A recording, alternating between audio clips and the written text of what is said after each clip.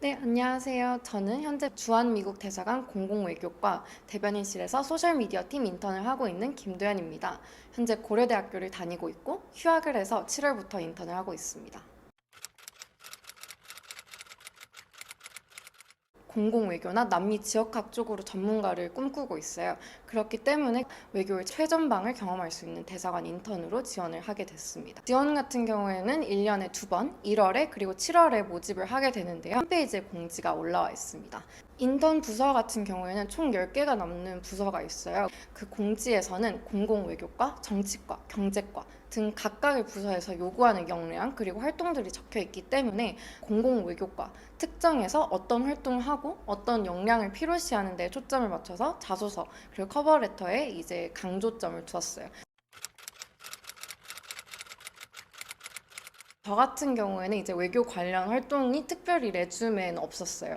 하지만 이제 다른 인턴들을 만나보면 이제 모의 유엔이라든지 다른 외교 관련 활동들이 정말 많은 걸로 기억을 하기 때문에 이것도 지원자별로 다 다르다고 생각이 들고요. 제가 지원할 당시 공공외교에서 하는 활동들은 이제 기자회견 보조, 행사 보조 아니면 필요시 통번역 업무 그리고 이제 컨텐츠 제작 이런 능력들이 요구됐기 때문에 우프나 대학생 대표단을 하면서 이제 정책 제안서를 쓸 때 아니면 통번역을 한 경험 아니면 이제 환경 관련 콘텐츠를 만든 경험들을 다 같이 아울러서 지원서에 작성한 것 같습니다. 가장 기억에 남는 그중 경험은 학교 창업 프로젝트로 쿠그린이라는 프로젝트를 한 경험인데요. 정말 밑에서부터 실무까지 정말 다방면에서 업무를 했기 때문에 지금 인턴을 지원할 때도 잘 연결시켜서 제가 지원서를 작성했을 수 있는 것 같습니다.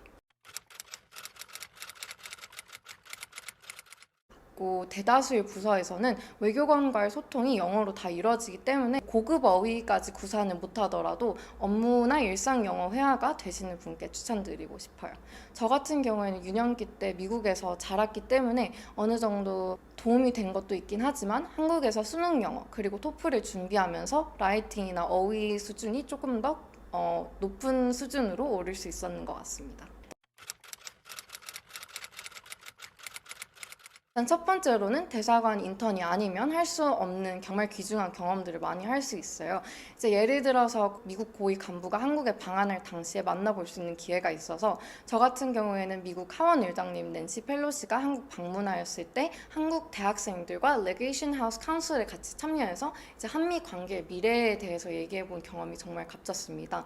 대사관을 생각하면 정치에 초점화된 활동만 있다고 생각하실 수 있는데 한미 관계 교류, 문화 또는 스포츠, 예술 등을 정말 다양한 신사업 아니면 분야에서 활동을 할 수 있기 때문에 새로운 영역들에 대해서 공부를 할 수 있고요. 마지막으로는 저에게 특히나 더 의미 있었던 점인데요. 함께 보좌해 드리는 분들이 이제 보좌관님 그리고 외교관님들인데요. 같이 업무를 하면서 그분들의 업무 스킬셋을 바로 단기간에 습득할 수 있어서 성장을 더할 수 있었던 것 같습니다.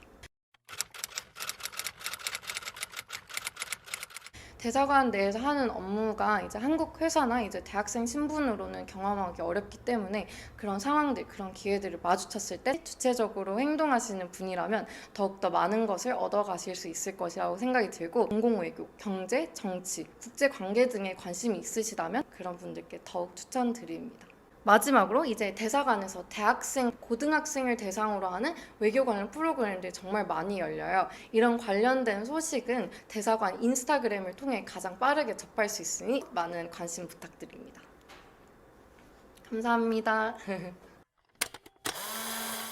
Hi, we're gonna start part two, and we're gonna have an interview with Public Diplomacy Officer Josh. Could you introduce yourself? 저는 공공외교관 조씨입니다. 만나서 반갑습니다. And could you explain briefly about the Public Diplomacy Department? Yeah, so the Public Diplomacy Department handles external relationship with the Republic of Korea.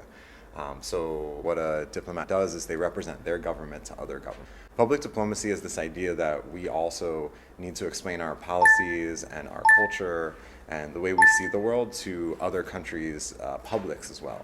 And that's where this concept of public diplomacy comes in. The relationship between the US and Korea, as you know, is really, really important.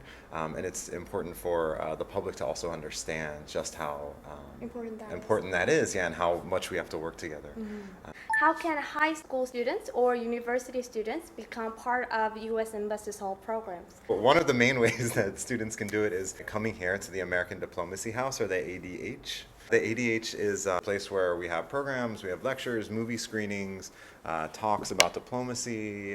It's a place that people can come and share and learn about U.S. public diplomacy and also the United States of America and our culture and policies. There's also something really special, if you want more, called the ADH Academy, which is for 150 students to come and actually learn what it's like to be a diplomat.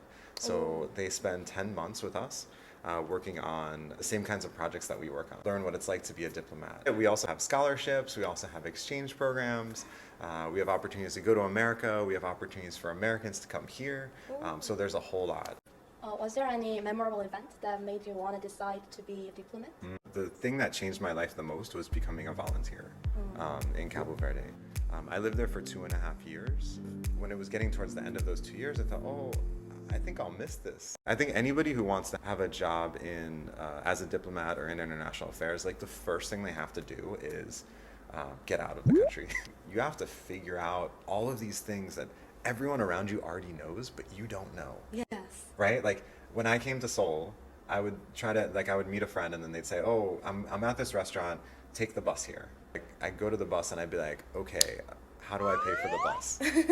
Right? My Korean friend never thought in a million years that, oh, this person doesn't know how to ride the bus. But for me, I had to figure it out at the very beginning, right? Among all the tasks and projects that you have done as a diplomat, which is the most memorable or influential? In China, when I lived there, I got to work on the G20 summit. Oh. So that year's G20 summit was in a city called Hangzhou. And once the president landed, President Obama, when he landed, like we got chills because we'd been working on this thing for 5 months. Seeing all of your hard work pay off was really, really amazing. Based on your experience, what type of person do you think would be suitable for this field? Anybody. Anybody? Anybody, yeah. Oh. I think that it's not necessarily about any like special characteristic that you have. I think it's about how you are willing to challenge yourself. For example, the organization I work for, we have all different kinds of people working in diplomatic functions. I think what unites us all is that we all share a little bit of a sense of adventure. We all share an appreciation for other cultures and a desire to learn more, because what I've noticed is that we have a wide diversity of different kinds of people who want to become diplomats. And I think really anybody can do these jobs. So you think it's important to have will, not Yeah. about what kind of person you are? For sure. That's a very good way of putting it. I'm actually just going to give you interesting words because a lot of people don't know this, that the words that diplomats use actually go back a really long ways, and a lot of them are in French. Here's 2 words that I think are really interesting that have to do with our relationship here with the Republic of Korea. So the first one is legation. A legation is something that's really rare now, but it was once very common. It's actually a diplomatic mission or house, similar for most practical purposes to an embassy.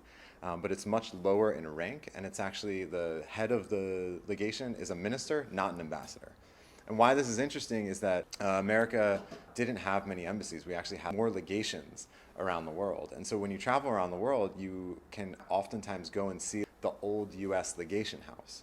And the reason why I brought this up is because here in Seoul, we have one of the oldest buildings in the world that the US government owns, which is our old legation house in Seoul. And it's located at the ambassador's residence. And this is a book about the legation house. We actually host events there still. It's beautiful. If you comment, we will send you some of these books that tell you all about the legation house here in Seoul. Number 2, this is ratification. Ratification is when a treaty has been negotiated by 2 governments, by diplomats like me, and then we take it back to our home country, and then our country's government ratifies it. They also approve of it. In the United States, this is actually done by the president, and the US Senate also has to agree and acknowledge the treaty as well before it comes into effect. Do you guys know what really big treaty the US and Korea have together? It's called the U.S. ROK Mutual Defense Treaty, which was advised by the Senate in 1954, and then it was ratified by our president at the time on February 5th, 1954. So almost 70 years ago. It came into effect through a process called ratification. And that's my last word. And there's actually a website that I pulled this from called ediplomat.com. You can go check it out and learn all of these crazy diplomatic words. Hi! Come visit the ADH.